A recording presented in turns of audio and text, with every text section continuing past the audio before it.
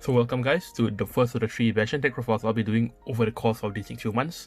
I'll be get into set 3. This is rather early on in the set 2 meta as of the time of filming. So yeah, you might not see this build catch on immediately, but it's definitely very viable as it's able to end games on turn 4 and turn 5 rather consistently compared to like control Bastion and even the normal Bastion. This is because with Bruce and Varina running around, we can't afford to call a full field every turn. And thus I come up with this build called Bastion Persona, or Bastion Beatdown, but I think Persona is more accurate. So this build will be featuring mostly these 2 cards, Prideful Dragon, which is able to gain a crit on the Persona right turn, and Reflux, which withstands alongside the front row during Persona right turn.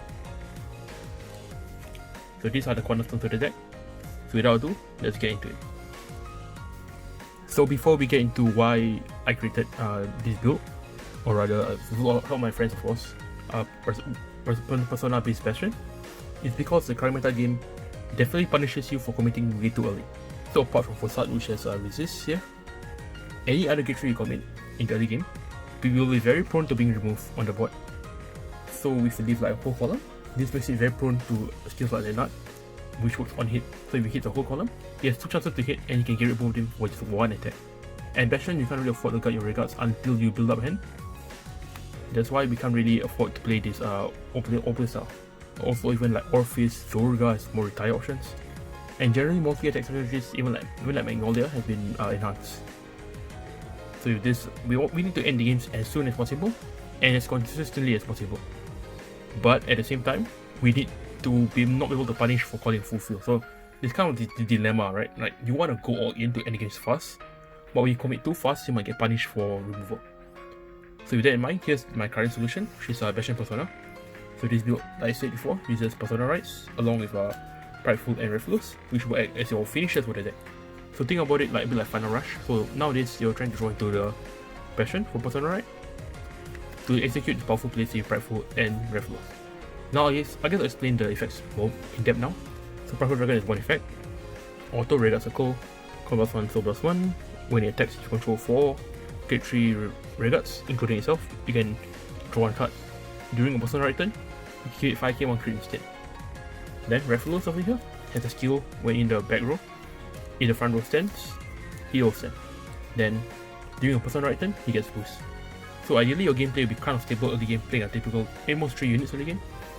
Then once you reach your Persona right turns, Persona right, use Prideful to push from 4 damage to make sure they guard, and then Reflux as a booster as his Persona right turn, 45k, resents 55k. Also Prideful is not once per turn, so we put it at 5 damage, you can still do for draw cards and the crit, or you can use to get additional crit for game. So this will be the cornerstone of trying to ending the game. But of course to facilitate this, we need to have more draw power than per usual. So to help make that a reality, I guess, we need to play Painkillers still, Eldens, of course, our main draw powers, and I'll still play the Hour of Holy Judgment Commerce. Yeah, I know, like why don't I play the New Order, right? This card's basically more consistent and you kind of need the soul for Prideful. Now that you understand why this build needs to exist and why I think it's really the best option we have for the moment, let's get into the actual deck list. Let's get started. So yeah, here's our deck list. We play, of course, 3 Bastion for Persona right, so this is what you're going to draw into. 3 Prideful Dragon and 3 Reflux. We don't play more than 6 copies total because, well, we still need to make space for our important stuff. And personally, having these cards here, which I'll get into, is really important. Then we have to include our draw engine, which is our 4 Elden, our double Commerce, and 3 Painkiller. Pretty similar to my balanced Bastion deck profile if you do check it out. So these cards are really good for maintaining resources and it's a good ratio generally.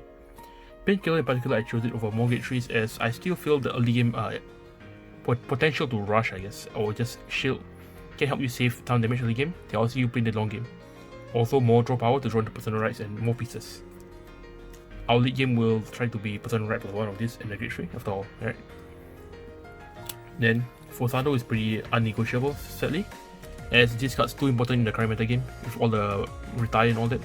And also a very strong play with Elden on turn 3 as Bastion players will know by now. The resource getting so very useful for helping maintain costs for a second Elden or third Elden another Commoth, or even the Prideful Dragon. Then my choices here are 2 Kokabio and 2 Darkstrain Dragon. So you might be wondering, why do we play Steel Darkstrain, right? We want a Persona, right? This is more of a backup plan. If let's say we don't draw Rathalos, we still have Darkstrain to try to activate a full fill, even without Persona, right? So this is more like additional copies of Persona, right? Kind of. It's not as good as Prideful, but you can still default back to a typical full fill if you have to. Also on turn 3, this will activate Rathalos, so if you're going first in the deck, against a deck with no removal, yeah, it's pretty much against 30k column immediately. Then check the 3 Bastion, withstand 40k, it's really strong. Then Kokabio over here is a 2 off now, yeah, it used to be a 3 or 4 off, but I personally found it kind of dead in my hand early game, so I always often trade for right deck fodder really, so I might test Solaria, but currently I really like the effect of Kokabio, as having, even it's a 2 off, it can still come off as a 5 to 15k shield depending on how hard you're committing. Let's say you've set out your field already, you check it, it's a 10k shield, it can save you. I don't play too many, but 2 is a pretty good number. For us, our trigger lineup, we play the 1 over trigger, we cut the draws triggers to make it for the 3 front triggers, which is a 20k shield, which will survive multi-attack decks in the format. And also, it just any 5k plus 20, 35k is pretty good. 35k is no pass against most Vanguard, so 15 plus 20 is very good. And then 4 heals, 8 crit of course, so yeah. While Prideful Dragon you want to push from 4 to 6 and all that, we really need more crits to make sure you regard the other side. Yep, with that I'll just move on to like a quick fill demo. So yeah, here's a very familiar scenario for most Bastion players. You have something like this on the board. Maybe a random grade 3 because I don't know, Bastion's calls are very iffy. Let's say we got a Darkstrain here or something like that.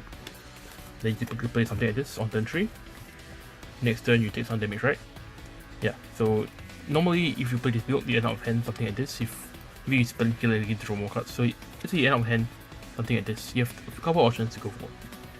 So the general rule of thumb, why you play both, right, is Rathalos is stronger at high damage, but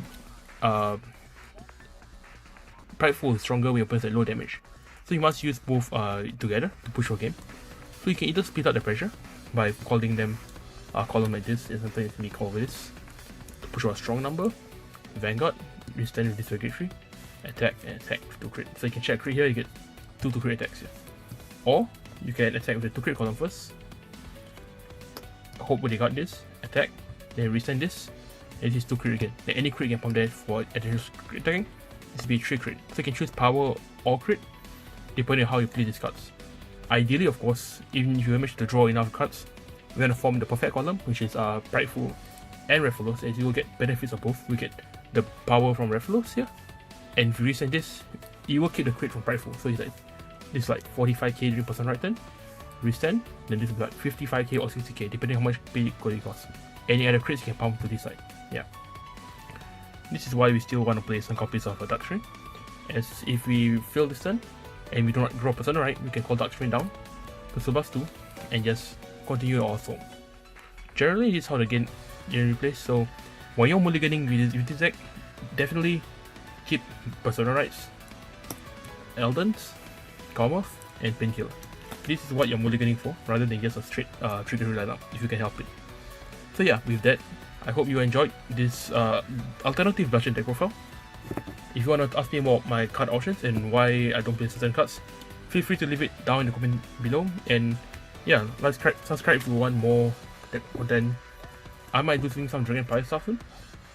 And of course the other Bastion build featuring lineup Chosen Knights here, which is the one that gives Bastion extra drive. Yeah. So with that, okay, I'll see you guys next time.